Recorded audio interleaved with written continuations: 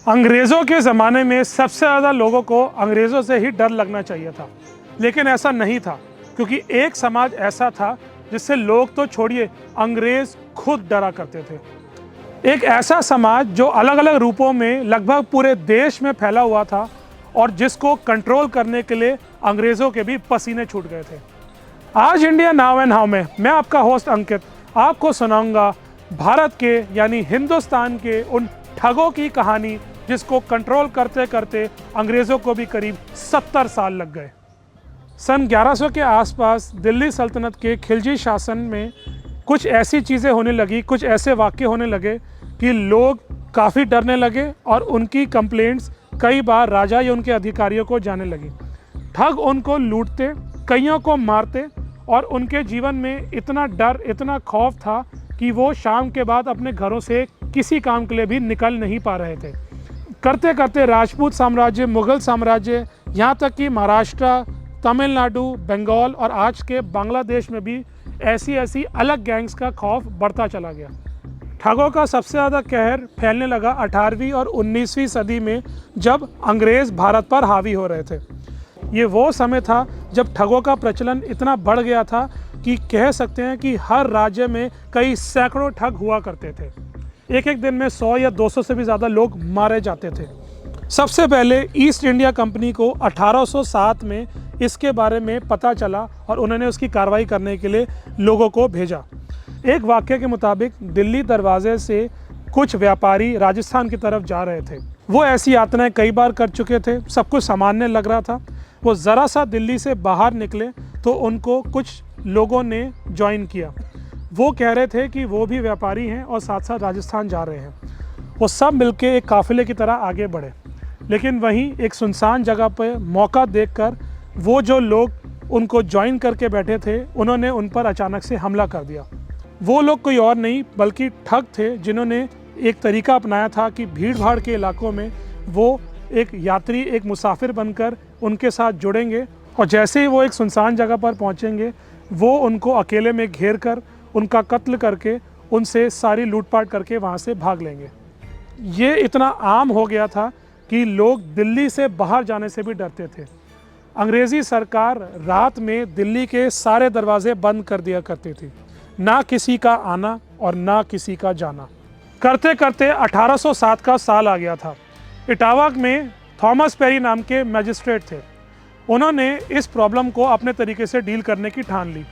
Thomas peri ने अगले 3-4 साल छोटे मोटे तरीक़ों से कुछ इन्फॉर्मर्स बनवा के अपने ऑपरेशंस को अंजाम दिया और कई ठगों को पकड़ा और उनको फांसी की सज़ा दी। 1812 में उनको एक बड़ा ऑपरेशन करने को मिला, जब उत्तर प्रदेश में ही मुरनई नाम के एक गांव पर उन्होंने धावा बोल दिया। वहां पर कई ठग मौजूद थे और कहा जाता है कि उस गांव के लगभग हर परिवार का एक सदस्य ठग ज़रूर बनता था। थॉमस पेरी ने अपनी सेना भेजी, कुछ ठग मरे और बाकियों को पकड़वा के उन्होंने पूरे गांव को ही साफ कर डाला। ये ठगों पर पूरे भारत में अब तक की सबसे बड़ी जीत थी। इसके बाद और कई कामयाबी अंग्रेज़ों को मिली। ठगों की गिनती कम होने लगी, जिनको माना जाता है कि कई लाखों में पहुंच चुकी थी, लेकिन एक ठग अभी भी ऐसा था जो अंग्रेज़ों के पल्ले नहीं पड़ रहा था। एक ऐसा ठग जिसके बारे में कहा जाता है कि वो पूरी दुनिया के अब तक का सबसे बड़ा क्रिमिनल है। वो ठग जिसके ऊपर अमिताभ बच्चन का ठग्स ऑफ हिंदुस्तान कैरेक्टर भी बेस्ड होने की बात कही गई है। उस बेरहम ठग का नाम था ठग बहराम। ठग बहराम का जन्म 1765 में हुआ था और बहुत जल्दी ही वो इस काम में जुड़ गया। वो उस समय का सबसे बड़ा सीरियल किलर बन के आया और जिसके बारे में कहा जाता है कि वो अपने केवल रुमाल से लोगों को मार देता था। मौके देखकर वो लोगों को पकड़ता, उन पर हावी होता और अपने एक पसंदीदा रुमाल से उनका गला घोट देता। और कहा जाता है कि उसने अपने जीवन में 900 से भी ज़्यादा लोगों का कत्ल किया है। जी हाँ, 900 से भी ज़्यादा। अंग्रेज़ों को उसको पकड़ने के लिए बहुत बड़े जाल बिछाने पड़े। उसने पूरे अवध पर एक तरह से अपना छत्र राज जमा लिया था। उसके और बाकी देशों के कई ठगों के कारण वो हुआ जिसकी कभी कल्पना भी नहीं की जा सकती थी। अंग्रेज़ों ने एक अलग मिनिस्ट्री, एक अलग ही डिपार्टमेंट खोल लिया जिसका नाम था ठगी एंड डकैती डिपार्टमेंट। ये डिपार्टमेंट केवल एक ही काम करता था, ठगों और डकैतों को पकड़ने का।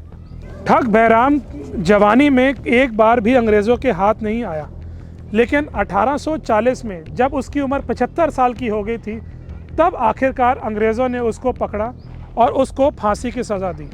ठग बहराम के कहर के अंत होते ही धीरे धीरे करके ठगों की गिनती भी कम होनी शुरू हो गई। अंग्रेज़ उन पर एक एक कर हावी होने लग गए और 1870 और 80 के दशक आते आते उनका कहर पूरी तरह से समाप्त हो गया। लेकिन डर के कारण फिर भी अंग्रेज़ों ने 1904 तक उस डिपार्टमेंट को चलाया और उसके बाद ही उसे बंद किया। पर जब ठगों के पूरे इतिहास को समझने की कोशिश की गई तो एक बहुत ही अजीब बात सामने आई। हिंदू और मुसलमान ठग जो वैसे अलग अलग रहा करते थे, अक्सर अलग ही खाया पिया करते थे, वो पूजा और प्रार्थना के समय कई जगहों पर एक हो जाते थे। और हैरानी की बात यह है कि उन दोनों को एक करने वाली थी माँ भवानी। बाकी हिंदुओं की तरह ठग भी पूजा किया करते थे और सबसे ज़्यादा वो करते थे माता भवानी या माँ काली की पूजा।